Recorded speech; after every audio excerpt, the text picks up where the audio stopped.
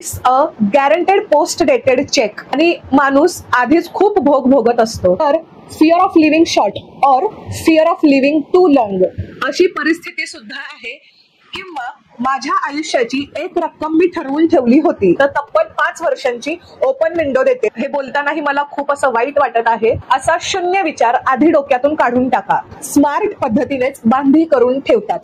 वेगवेगळ्या टक्क्यांमध्ये risk factor divide होतो आणि माझी सगळी हाडं मस्त मोडणार. आणि मग आपण बातम्या पाहतोच. पण औपचारिक उत्तर न देता IRDA ला म्हणजेच insurance regulatory and development authority of India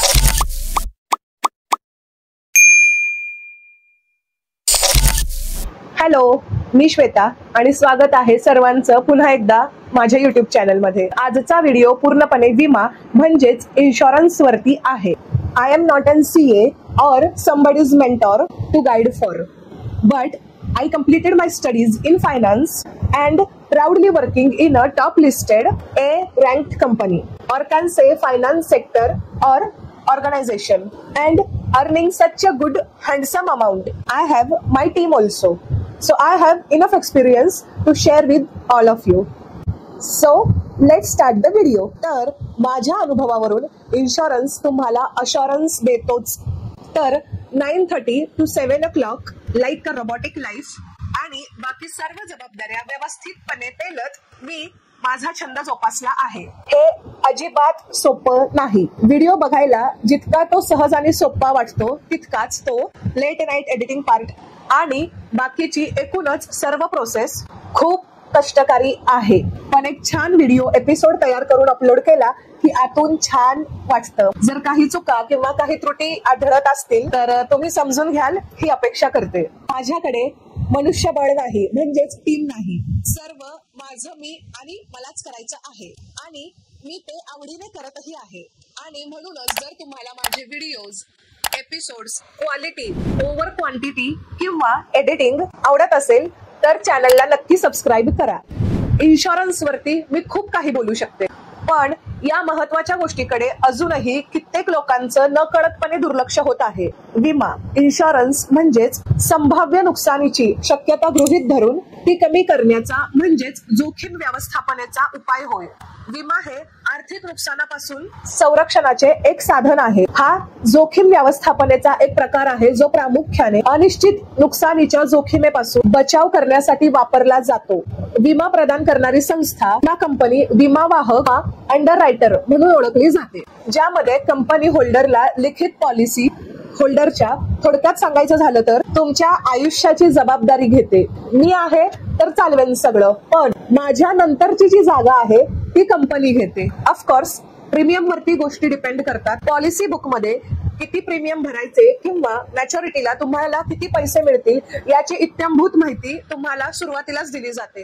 जर तुम्ही पॉलिसी घेण्यासाठी तयार असाल तर तुमच्या वयानुसार एक इलस्ट्रेशन बनवले जाते. व्यक्ती, त्यांचं आरोग्य, घरे आणि वाहनांचे संरक्षण करण्यासाठी विमा पॉलिसी खरेदी करू शकता. विम्यामध्ये देखील काही महत्वाचे प्रकार आहेत. Life insurance, general insurance, mediclaim, ULIP, जिलिप किंवा ट्युलिप.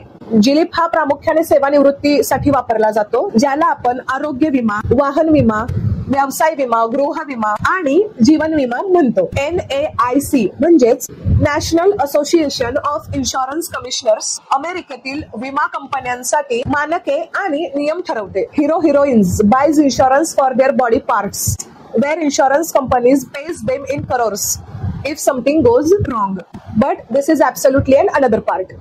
सगळ्यात मुख्य प्रकारचा इन्शुरन्स म्हटलं तर टर्म इन्शुरन्स म्हणजेच शुद्ध जीवन विमा योजना देखील म्हणतात, जी विशिष्ट कालावधीसाठी किंवा विशिष्ट वर्षाच्या टर्मसाठी कव्हरेज प्रदान करते. म्हणजेच काय तर टर्म इन्शुरन्स बेसिकली पॉलिसी होल्डरच्या डेथ नंतर उपयोगी येतो. विमाधारकाचा मृत्यू झाल्यास किंवा अंमलात असल्यास म्हणजेच पॉलिसी घेतलीये आणि वेळोवेळी त्याचे जे हप्ते आहेत, प्रीमियम जे आहे ते व्यवस्थितपणे निरंतर भरलं जात आहे, त्या व्यक्तीला मृत्यू लाभ दिला जातो. घराचा कर्ता ऑफकोर्स घर सांभाळत आहे, तो किंवा ती त्याची पूर्ण जबाबदारी व्यवस्थितपणे पूर्ण करत आहेत, सांभाळत आहेत. पण दुर्दैवाने जर अकाली मृत्यू आला तर अशा वेळी तुम्हाला टर्म इन्शुरन्स मदतीसाठी धावून येईल. Of course it's a emotional loss plus financial loss. व्यक्ती 50 लाख, 1 करोड किंवा जास्तीत जास्त रकमेचा टर्म इन्शुरन्स विकत घेऊ शकते. पण त्यासाठी शिक्षण, वार्षिक उत्पन्न, ITR फाईल सगळ्याच गोष्टी तपासल्या जातात नॉर्मली. पण जर भल्या मोठ्या रकमेचा इन्शुरन्स असेल तर कंपनी आणखी व्यवस्थितपणे सर्व गोष्टींची, सर्व बाबींची व्यवस्थित चौकशी करते. It's a guaranteed post dated cheque. It's a purest form of financial security after my back.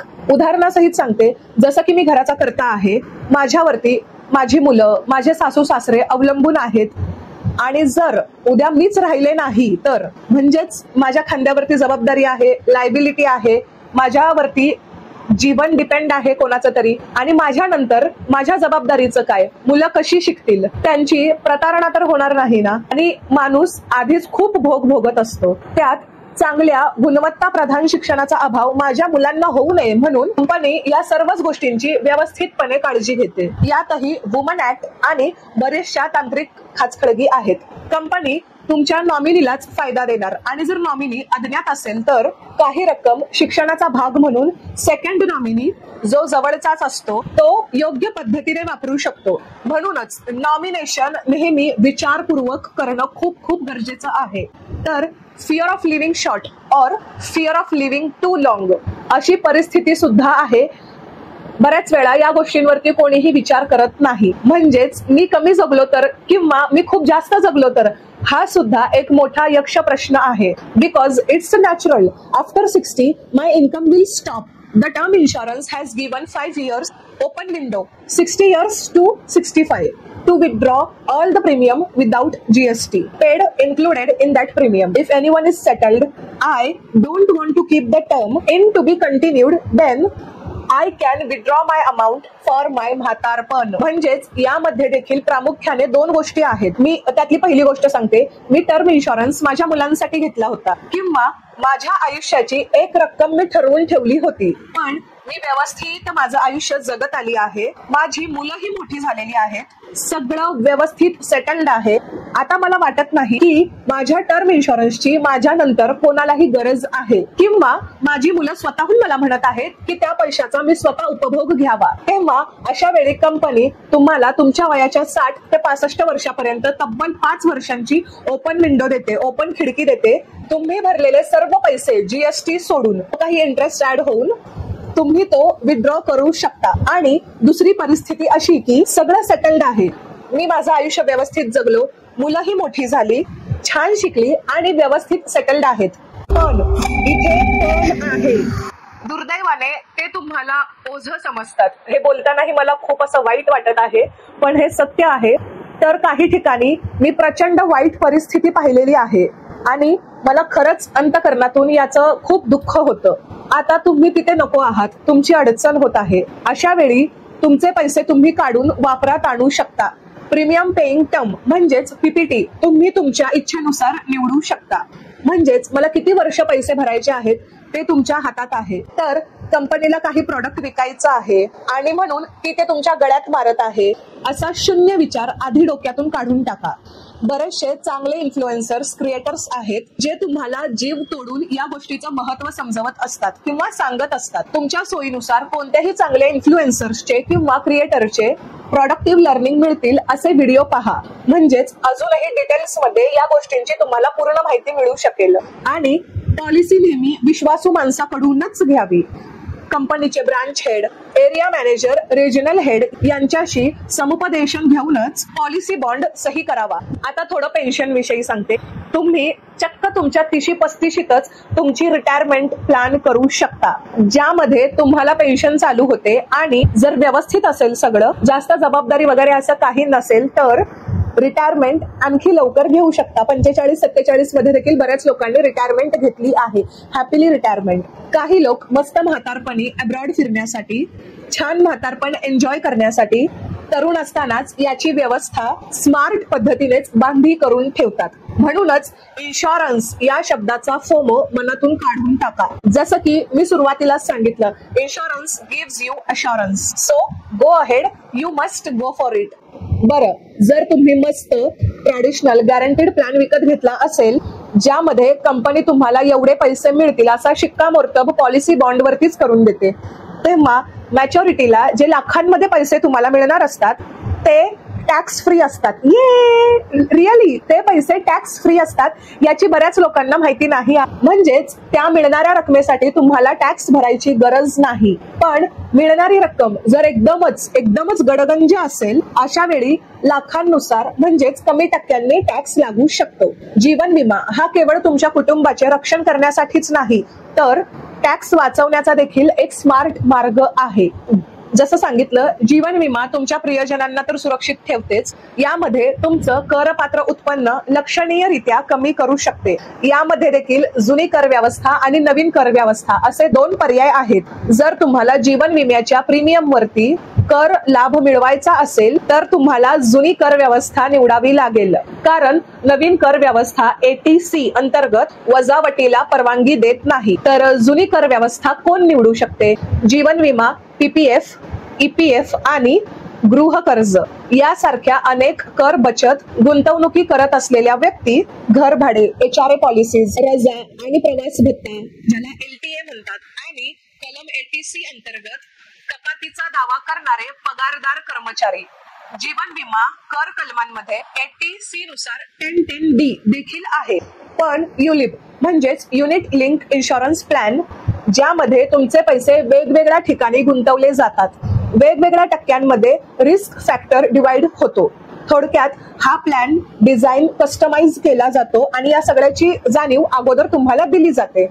म्हणूनच तुम्हाला 50 लाख मिळणार हे आता जरी सांगितलं असलं तरी त्याची शाश्वत अशी गॅरंटी कुठेच नाही. ते पैसे वाढूही शकतात किंवा कमीही होऊ शकतात, कारण अर्थात तुम्हाला बरीच वर्ष यासाठी पार करावी लागतात. सर्वच सांगत बसले तर व्हिडिओ खूप मोठा होईल आणि मी खरंच शॉर्ट फॉर्मॅट ट्राय करत आहे, पण माझे विषयच असे आहेत की शॉर्ट फॉर्मॅट बनवणं अवघड जात आहे आणि माझे विषय गहन असल्याने थोडा मोठा व्हिडिओ होत आहे. आणि जर लक्ष्मी अखंड प्रमाणात चालून येत असेल तर अभिमानाने आनंदाने टॅक्स भरा. देशाचंही चांगलं होतच आहे, अजूनही चांगलं होईल. आता सगळ्यात शेवटचा मुद्दा, माहिती आहे का तुम्हाला, जर अस्वस्थ मन असेल तर किंवा अति प्रमाणात नेगेटिव्ह विचार केल्यामुळे असं वाटतं की चालता पंखा आता अंगावर पडणार आणि माझी सगळी हाडं मस्त मोडणार, अगदी तसंच मी एवढा विचार करून एवढे कष्टाचे पैसे इन्व्हेस्ट करत आहे, पण कंपनी बुडणार तर नाही. तर ज्यांना या गोष्टीची व्यवस्थित माहिती नाही ते देखील अंदाज पंचे दाहोदर से बोलतात, अरे अभी तो सब बढ़ रहा है, कुछ बंद नहीं होने वाला. बँका धडाधड बंद होतात आणि मग आपण बातम्या पाहतोच. तर तुम्हाला ज्याला आपण सायंटिफिक असं म्हणतो पण औपचारिक उत्तर न देता मी व्हॅलिड आणि प्रॅक्टिकल उत्तर देईन. कुठलीही इन्शुरन्स कंपनी चालू करण्याआधी IRDA ला म्हणजेच insurance regulatory and development authority of India ला करोडो रुपयांची ठेव अगोदर द्यावी लागते, जमा करावी लागते. 1500 ते 1600 करोड कंपनीला IRDA कडे ठेवच्या स्वरूपात ठेवावेच लागतात. त्यामुळे कंपनी बुडली, मर्ज झाली किंवा काहीही बदल घडले तरीही पॉलिसी होल्डरला ₹1 मात्र झड पोहोचणार नाही, कारण आधीच कंपनीचे लाखो करोडो रुपये IRDA कडे ठेवीच्या रूपात सुरक्षित जमा आहेत. म्हणूनच कंपनीचं काहीही झालं तरीही तुम्हाला कुठेच आणि काहीच प्रॉब्लेम येणार नाही. आणि समजा जर कंपनीचं काही झालंच तर जे ठेव म्हणून ठेवलेले पैसे असतात ते तुम्हाला तुमच्या पॉलिसी बॉन्डनुसार तुम्हाला दिले जातात आणि कंपनीला नफा मिळण्यासाठी बरीच वर्ष थांबावं लागतं. म्हणूनच एवढे पैसे भरून अथक परिश्रम करून आणि एम्प्लॉईजचे पगार देऊन कंपनी फक्त देत आहे. जसं की मी सांगितलं, नफा मिळणं बऱ्याच वर्षांनी चालू होतं. म्हणूनच कंपनी अजिबात बुडणार नाही. संध्याकाळी शांतपणे झोपत जा, उगाच विचार करता आणि डोक्याला त्रास करून घेता. तर असा होता आजचा व्हिडिओ. शक्य तेवढे पॉइंट्स मी ऍड करण्याचा प्रयत्न केला. इन्शुरन्स वरती खरंच खूप काही बोलण्यासारखं आहे. वकिलीमध्ये, इन्शुरन्स मध्ये, डॉक्टर पेशामध्ये आयुष्यभर गोष्टी शिकण्यासारख्याच असतात. त्यामुळे एवढ्याशा व्हिडिओमध्ये मी जेवढं मला शक्य झालं महत्वाच्या गोष्टी सांगण्याचा प्रयत्न केला. माझे व्हिडिओ तुम्हाला आवडत असतील तर नक्की चॅनलला सबस्क्राईब करा. तर भेटू पुन्हा एकदा नवीन येणाऱ्या व्हिडिओमध्ये. तोपर्यंत धन्यवाद.